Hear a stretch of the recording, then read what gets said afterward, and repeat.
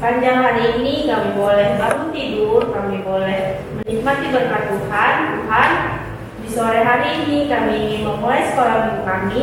Biar Tuhan hadir bersama-sama dengan kami memuji Tuhan. Dalam nama Tuhan Yesus kami berdoa, amin. Wah, sudah berapa lama ya kita nggak ketemu sama anak-anak di rumah? Kayaknya lama banget deh saya. Tapi semoga adik-adik di rumah tetap sehat ya. Lese kangen nggak bisa memuji bersama adik-adik yang lain, rame-rame gitu. Yang ada musiknya itu ya loh, kita Iya. bisa kumpul sama-sama di gereja. Kangen banget loh, Tapi ingat loh, kita nggak boleh sedih. Adik-adik di rumah juga jangan sedih ya. Meskipun kita nggak bisa kumpul sama-sama lagi, tapi itu cuma sementara. Ingat, cuma sementara. Kita terus berdoa sama Tuhan supaya kita bisa cepat kumpul lagi, memuji Tuhan lagi, sama-sama di sekolah minggu. Nah, kenapa kita nggak boleh sedih Lese? Iya dong, karena kita kan anaknya Tuhan. Kita anaknya Tuhan, kita harus selalu bergembira. Musik Lase.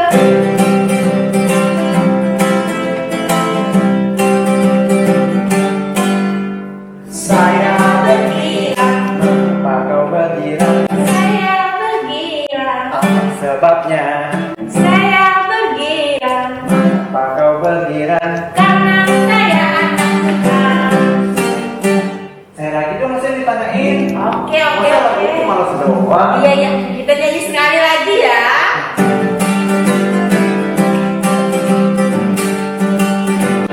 Saya bergirang. Mengapa kau bergirang? Saya bergirang. Apa sebabnya?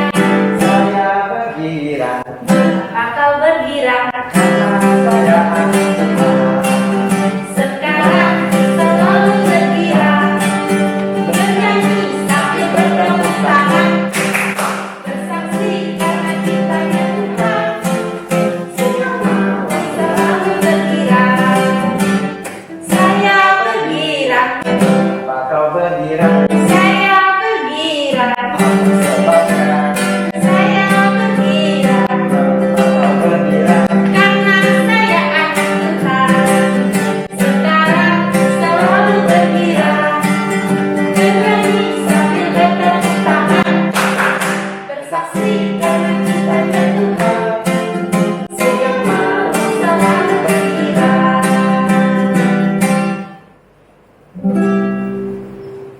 Lese tahu nggak kalau kita ini istimewa? Kata siapa lo, Se? Kata Tuhan dong Lese. Masa Lese nggak tahu? Tahu dong, Iya. kita itu istimewa karena kita berharga kan di matanya Tuhan. Benar Lese. Terus juga kita itu udah ditebus sama Tuhan, tapi tahu nggak aja deh, ditebusnya itu nggak pakai uang, bukan juga emas atau perak, tapi ditebusnya dengan darahnya Yesus. Betul kan? Ya benar. Kan di Alkitab ada Lese. Iya. Iya deh, kita nyanyikan pujian Aku Istimewa.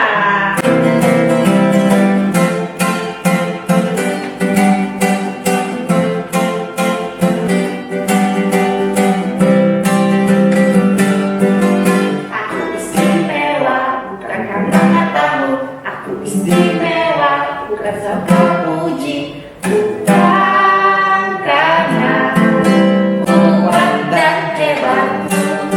Aku istimewa, bukan karena katamu.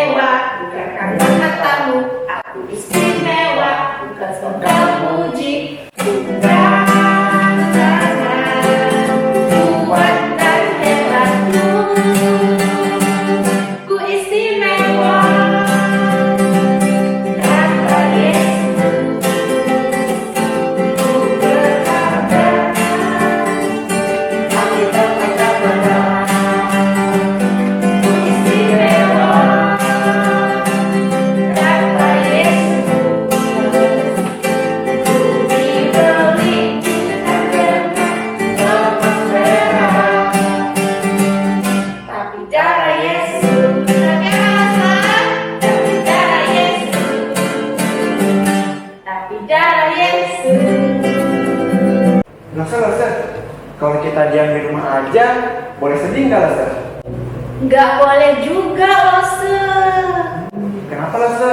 Karena kita kan anaknya Tuhan.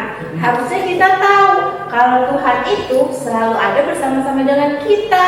Entah itu di sekolah, di jalan, di mall, di rumah pun Tuhan bersama-sama dengan kita. Ingat ya adik-adik, meskipun kita nggak bisa keluar rumah, nggak bisa jalan-jalan, Tuhan itu ada bersama-sama dengan kita semuanya. Yuk langsung kita nyanyiin satu pujian. Yuk.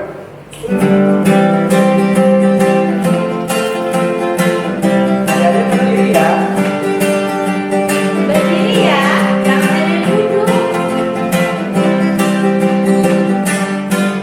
Yesus di dalam rumahku, senang-senanglah, senang-senanglah, senang-senanglah. Yesus di dalam rumahku, senang-senanglah, senang-senanglah. Sekali lagi.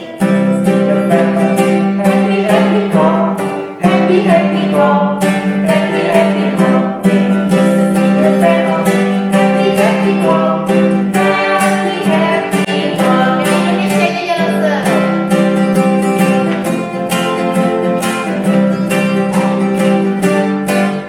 Yesus di dalam rumah, senang-senanglah, senang-senanglah, senang-senanglah. Yesus di dalam rumah, senang-senanglah, senang-senanglah. Yang bahasa Inggrisnya.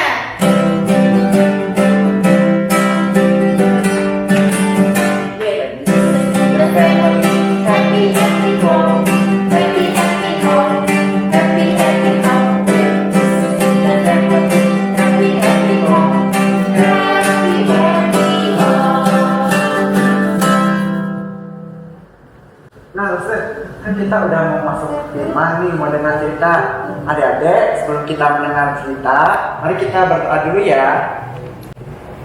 Dan Tuhan Yesus, kami berdoa, Tuhan terima kasih Tuhan telah memberkati kami dari pujian tadi. Tuhan telah memberkati kami dapat memuji dengan baik. Dan Tuhan, sementara kami juga mau mendengarkan firman-Mu, kiranya berkatilah agar firman ini dapat menjadi berkat bagi adik-adik dan membuat adik-adik ini dapat bertumbuh di dalam nama-Mu terus. Terima kasih Tuhan, haleluya, amin. Nah adik-adik, kita juga bisa ngasih persembahan ya. Nanti nomor rekeningnya kita kirim ke grup WhatsApp. Nanti mama papa adik bisa tahu kok. Jadi jangan takut nggak bisa ngasih persembahan ya. Oke. Gimana moto kita tadi Lase? Stay healthy. Shalom adik-adik, ketemu lagi bareng Lose Melan dan Lose Toto. Oke, Lose, hari ini kita mau sama-sama sama adik-adik di rumah mau mendengarkan firman Tuhan. Untuk itu mari kita siapkan hati kita mau berdoa. Lipat tangannya, tutup matanya, kita berdoa. Tuhan, terima kasih buat hari ini kami sudah boleh memuji Tuhan dan sebentar lagi kami mau mendengarkan firman-Mu. Biarlah Tuhan tolong agar firman-Mu bisa kami mengerti dan kami lakukan di dalam kehidupan kami. Terima kasih Tuhan, haleluya, amin.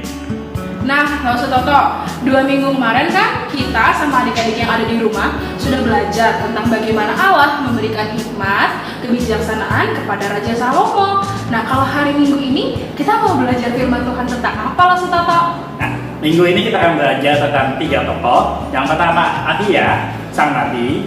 Kedua, Rehabeam, anak daripada Salomo. Dan yang ketiga, Yerobeam, pengawal daripada Salomo. Oke. Nah, Lose Toto, setelah itu apa yang terjadi dengan ketiga tokoh yang Lose sudah sebutkan tadi? Pada waktu itu, Ahia, sang nabi, mendatangi Yerobeam, pengawal Salomo. Dia kemudian mengambil kain yang ada di tubuhnya dan dia kemudian mengobek-obeknya menjadi 12 bagian. Jadi, kata sini kita ibaratkan sebagai kain Ahia yang akan disobek menjadi 12 bagian.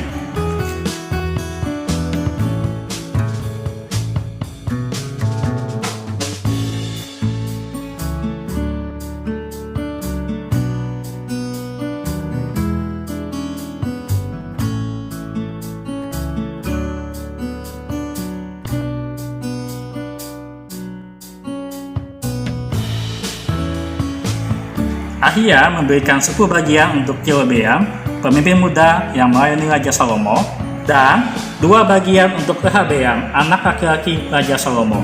Oh, kalau boleh tahu nih, kira-kira pasti adik-adik di rumah juga penasaran kan?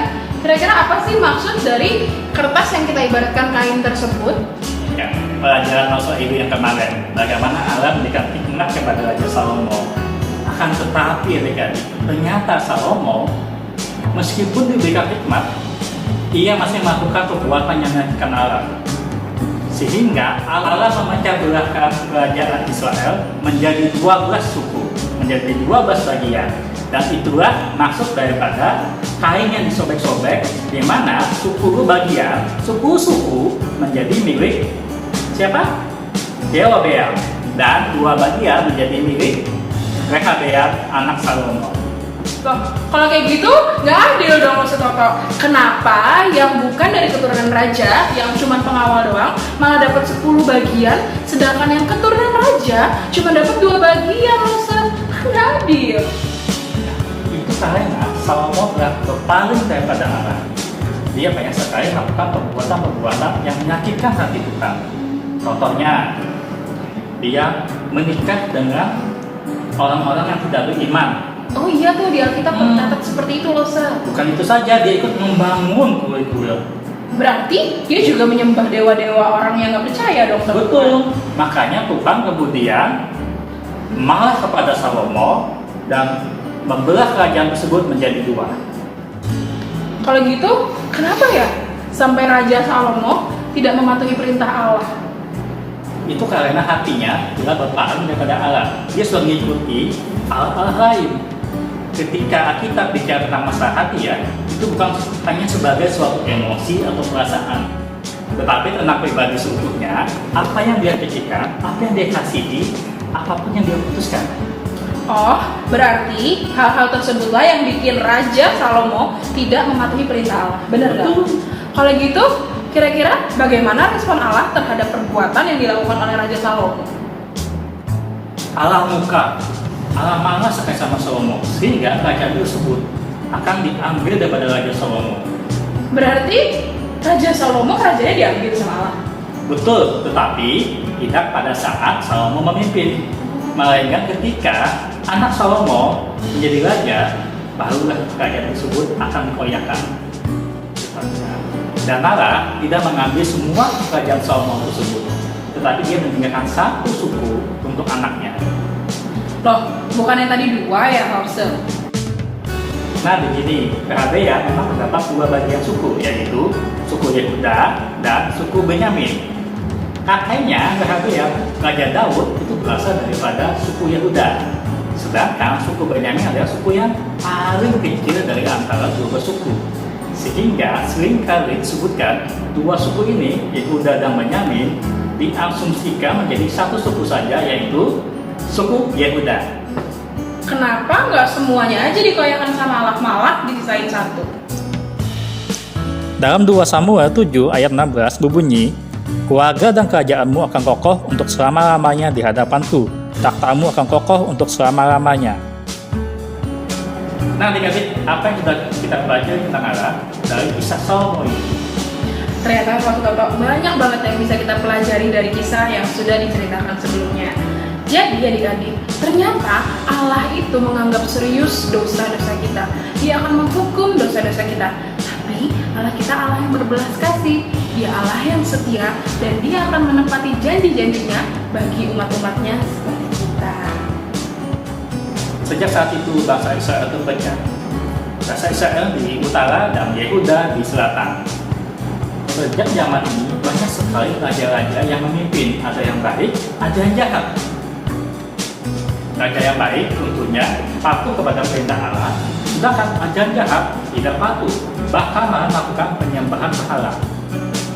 Nah, berbicara soal raja yang jahat dan raja yang baik, kita kan sering banget tuh Loh Toto dengar bahwa Yesus Kristus adalah raja atas kehidupan kita. Benar nggak tuh? Kira-kira Yesus Kristus sendiri itu berasal dari keturunan raja yang apa sih Loh Toto? Yesus Kristus sendiri berasal dari keturunan Raja Daud. Nah adik-adik, bangga nggak kita punya raja seperti Tuhan Yesus? Yang pastinya bangga dong, nggak cuma Lose yang ada di sini, tapi adik-adik di rumah juga pasti bangga punya raja seperti Tuhan Yesus. Nah bicara soal raja, Lo sebenarnya jadi ingat nih, ada tokoh raja yang jahat di Alkitab. Kira-kira lo setoko dan adik-adik di rumah ingat gak? Ada seorang raja yang jahat dan seorang istrinya yang juga gak kalah jahatnya. Lo setoko. Siapa ya? Depan hurufnya A, ada yang ingat gak siapa? Raja Ahab lo setoko. Oh iya, sekarang nggak tahu. Ih, sebel. Nah, itu namanya istri Ahab, betul kan? Iya, bener banget. Tahu nggak lo Soto? Raja Ahab ini merupakan raja yang sangat jahat sekali. Dia membawa bangsa Israel untuk menyembah yang namanya Baal. Nggak hanya itu, istrinya, si ratunya itu nggak Namanya? kalah jahat. Isabel. Itu nggak kalah jahat loh. Dia malah membunuh nabi-nabinya Allah. Ia menyembah berhala, bahkan ia mendorong suaminya untuk melakukan hal-hal yang jahat. Bahkan, Isabel sendiri mengancam untuk membunuh Nabi Allah, yaitu Nabi Elia. Nah, adik-adik di rumah, kira-kira adik-adik ingat nggak apa itu Baal? Kasih tahu dong, kasih tahu. Baal adalah berhala palsu di daerah tanah Kanaan. Setiap daerah Kanaan pasti punya baalnya sendiri. Betul banget, Baal itu dipuja sebagai dewa adik-adik. Bahkan, Baal itu dipercaya mampu menurunkan yang namanya hujan untuk ternak, untuk tanaman, dan juga untuk manusia. Kemudian, Allah menjadi marah. Allah memutuskan untuk mengutus Nabi Elia untuk menentang penyembahan-penyembahan Baal itu. Hal itu dilakukan untuk menunjukkan bahwa Allah Israel adalah benar-benar Allah yang sejati dan untuk memanggil orang-orang Israel yang pada saat itu menyembah Baal untuk bertobat. Nabi sejati, apa maksudnya itu Rasul? Maksudnya, seorang nabi itu berbicara atas apa yang Allah sampaikan kepadanya, yang menyampaikan pesan Allah, dan yang pasti, kalau nabi sejati itu, nubuatannya itu pasti terjadi. Oh begitu maksudnya. Kemudian apa yang terjadi Rasul? Nah, adik-adik, Rasul sebenarnya kasih tahu ya, Allah melindungi Elia dan memakai dia untuk menggenapi tujuannya. Allah menyatakan dirinya dan kuasanya kepada bangsa Israel pada saat itu. Iya menahan hujan. Betul banget. Nggak hanya itu, ia juga menurunkan api dari langit untuk mengalahkan nabi-nabinya Baal. Bahkan ia juga membawa angin, gempa bumi, api es kepada Elia di dalam gua. Dan kemudian bukan begitu kepadanya. Nggak hanya itu loh, Soto, ia mengubahkan hati bangsa Israel. Ia menunjukkan bahwa ialah Allah yang sejati itu dan Allah yang hidup. Akhirnya, Elia menubuatkan penghukuman kepada Raja Ahab dan Israel. Elia berdoa kepada Tuhan dan Tuhan menjawab doanya. Elia melakukan mujizat yang menunjukkan kebesaran dan kekuasaan Allah, serta Allah tetap terus memelihara kehidupan Elia. Allah memberinya kekuatan dan membuat Elia aman. Saat ini adik-adik, di tengah keadaan yang sekarang, marilah kita sama-sama tetap beriman dan tetap percaya kepada Allah kita. Karena Allah kita adalah satu-satunya Allah yang sejati, Allah yang mampu menyediakan seluruh kebutuhan kita. Tetap beriman dan mohon Tuhan memberikan kekuatan pada kita apapun situasi yang terjadi. Mari kita tetap semangat, stay safe, Stay happy and stay at home. God bless!